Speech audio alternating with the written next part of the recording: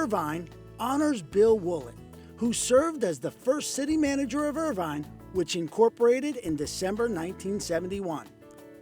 Among the many challenges of helping guide a new community was the scarcity of material. But he had experience, and the new city had its pioneers, who rolled up their sleeves and with the new city manager, tackled the work of the present to build for the future.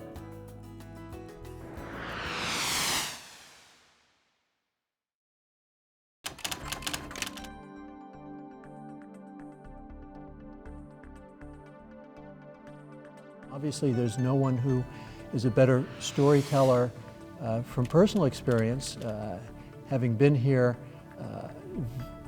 moments after the city was incorporated, if you will. And so my question is, what was the type of person who first came to this new city, including you from Santa Barbara County, working in the private industry at the time? I mean, what was it that drew those first pioneers? For instance, I was born and raised in Los Angeles County.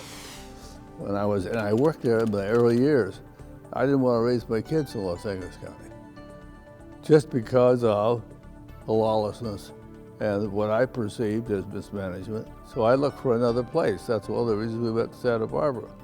We had people who left Los Angeles to find a better place, and they came to Irvine or San Francisco. So they weren't only moving to something, they were moving away from something.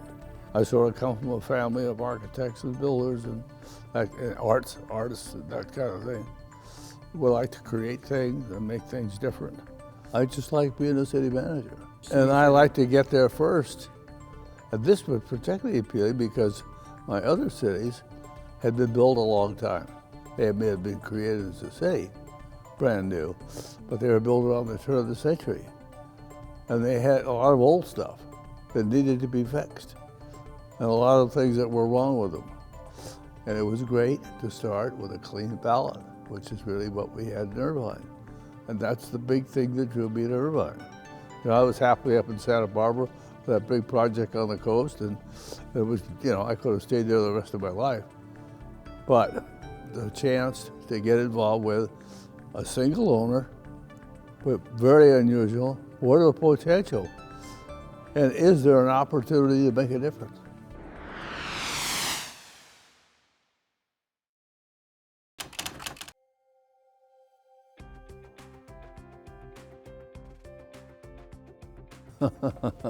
Well, as you know, it was across the admin building from UCI. It was across the street. Where University Center is today. Campus Drive had only been improved one side of it. The other side was dirt? The other side was dirt. And we took over the old faculty lounge, which was one room. And so we made that do for meetings. And we had, in the corner, we had a desk and I had a phone. And there was one full-time employee, you? I was hired. And there was one working phone? And one working phone. The thing that helped was we had IRWD, same building, different corner of the building. They had a conference room. The newspaper was up there. They had a conference room. We used to use the same men's rooms. I mean, you know, very collegial. What were you above? Was there something below that? Absolutely. What was below it? Spritz Garden. And that was? Great beer bar. Wine, too. Had the only bar in the city hall of the county. Wow. It was great for late afternoon meetings. But during the council meetings, when the band played, the walls would shake because the noise was transmitted upstairs from the Spritz Garden to the council chambers. And the mayor would say to me, "Stop that noise." And what would you do? So I would go downstairs and talk to the guys, realizing I wasn't about to stop them, and I'd go back upstairs. One of the best things that used to happen was we'd sit on the floor before we had any furniture and just talk. And we used to meet almost every night. We didn't even have a staff. There were no staff reports. But the council and I got a chance, and the city attorney, just sit down and talk about whatever came up. I guess that's what they call a collegial system, but anyway, I think that was the best thing that really happened. Because we weren't sitting up there on some high platform and looking down. We were all sitting on the same level. My assistant, non-paid, had been a city council candidate as a student at UCI. Bright, young guy with absolutely no experience. He came in and volunteered. So he followed me around, and I'd go to a meeting, and he'd go to a meeting with me, etc.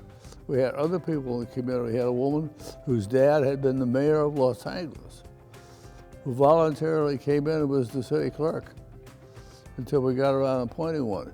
She never charged anybody for anything. And people would come in and say, we've been trying to get the county to give us a library for years. Or we need this, or we don't have a post office. And they not only said we don't have it, but they said we'll help get it, which was the important part of it.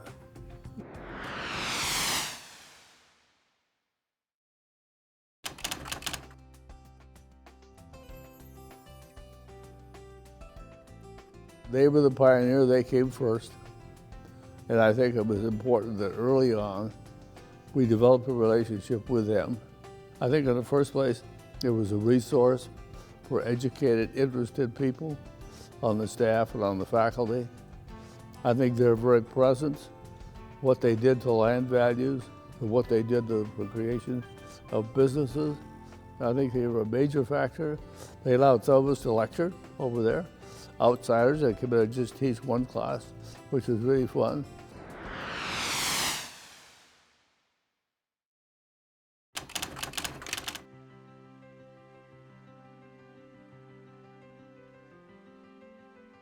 I was thinking, I'll never get it done in time. I've got too much to do. There are too many decisions to be made, too many contacts to be made. And I wasn't overwhelmed because I'd done it before, even though the situation was different. There are certain things you have to do, like finding out where the city boundaries are. Why is that important? Sales tax. Why is that important? If you have a traffic accident, what city takes care of it? We had a series of committees, as you know, citizens committees, that voluntarily met and provided reports on agriculture and on police services and a whole bunch of recreation, a lot of other things. And so that was a problem. One was trying to find out whether we had any money. Where would our money come from? We early on said we're not going to raise taxes. We'll live within what we've got. We're not going to tax business additionally or anything else.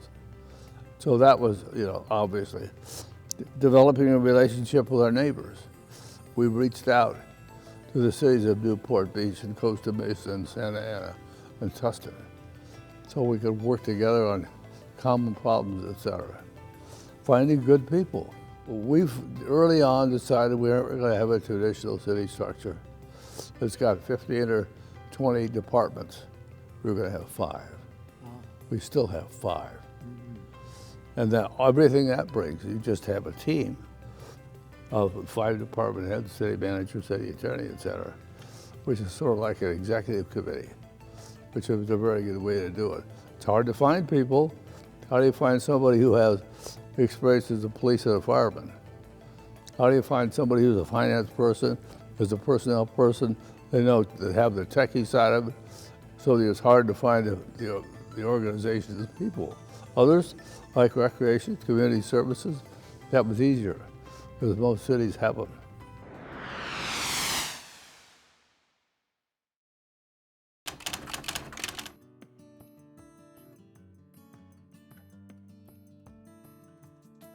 You say, what would I have done differently? That's really a good question, because everything I did was fine. You see, there's no negative, you see. Okay. My memory is so positive that I don't remember the bad stuff, really, I think that maybe we could have anticipated some of the difficulties that we had later. Our senior staff and I used to go out and meet with the community association boards. Council used to have their council meetings in various parts of the town, and we were reaching out and trying to get people to tell us what they wanted, what they liked and what they disliked, etc. But some of the things we just really failed to anticipate, the traffic. We knew we were going to have traffic problems. But we didn't realize that when you design a city without a lot of through streets, which is great if you live there, because you don't have people racing up and down. But if you're a policeman or if you're a fireman, trying to find where you're going. So, you know, we didn't anticipate, at least I didn't, the difficulty in getting people to and around the city and still having the program work.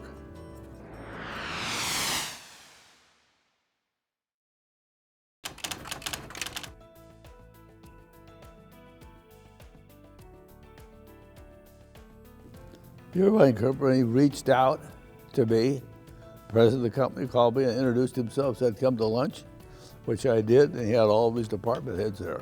And he introduced me to these people and explained to me how the company functioned. And then he actually spent the time to show me some of the areas. And we kind of talked about how we going to relate. And we agreed first on, it did not have to be the president of the company to the city manager. We had contemporaries working the same kinds of subjects who should be encouraged to work together. And we did. And we loaned employees to them, and they loaned employees to us going in. Just because we were kind of, our goals were the same.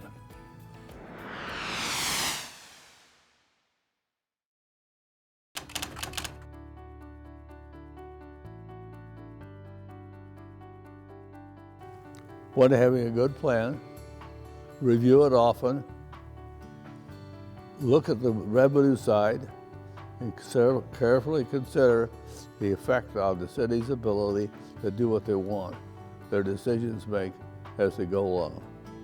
I think the quality of the work, I think the quality of the people who were here, I think the fact that the Irvine Company had as long a commitment to the community as the city did. They weren't just buying and developing and selling and moving. So we had similar commitments.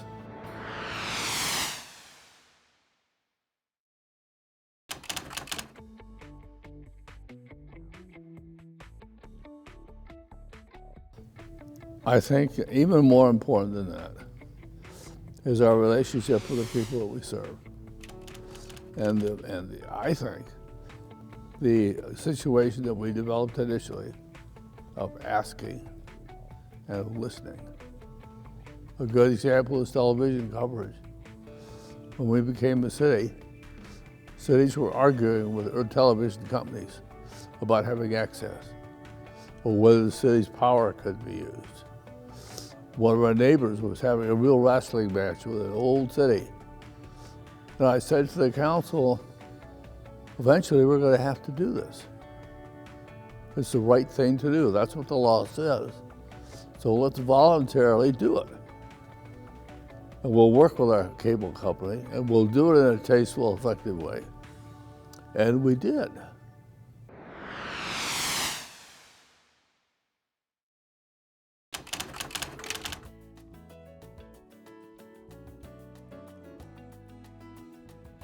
Well, of course, I still live here 42 years. You know, 4 houses. Why you think I like the place? My kids all went through school. They were in elementary school. They went through college. My son went to UCI. So, you know, our family is still here, and we really like it. I guess one of the things that impresses me, not only is the plan is good, but they've tried very hard to stick with it because it's balanced. We have a certain number of villages. There is consideration for relationship between recreation, schools, and all the rest of it. And we have the continuing sensitivity to our obligation to protect the people we serve. And our obligation to be very good at what we do and to be very honest about it. And that we share our thoughts and we share our ideas and we have the courage to be different and to disagree. Bill Woollett remains a City of Irvine resident, living with his wife, Betty Jo Woollett, in the village of Woodbridge.